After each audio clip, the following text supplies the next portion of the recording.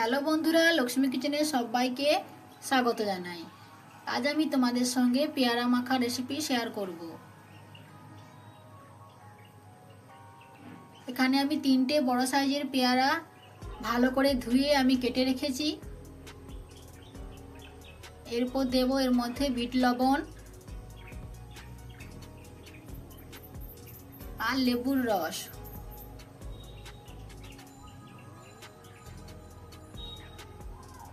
Bit লবণ দিয়ে পেয়ারা মাখাটা করলে ভালো টেস্ট হয়, তাই আমি বিট লবণ ব্যবহার করছি এখানে। এরপর দেব কাঁচা লঙ্কার বাটা, লঙ্কার গুঁড়ো, জিরে গুঁড়ো আর 2 চামচের মতো সরষের কাসুন্দি।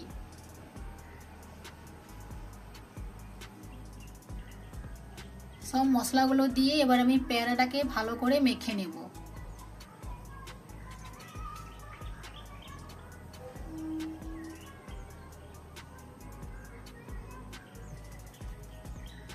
তোমরা এইভাবে পেয়ারা মাখা বাড়িতে বানিয়ে খাও, অবশ্যই তোমাদের ভালো লাগবে।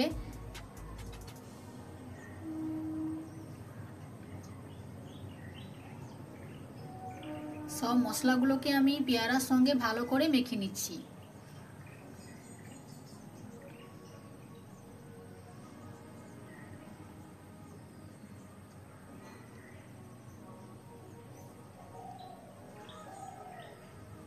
মাখানো হয়ে গেছে।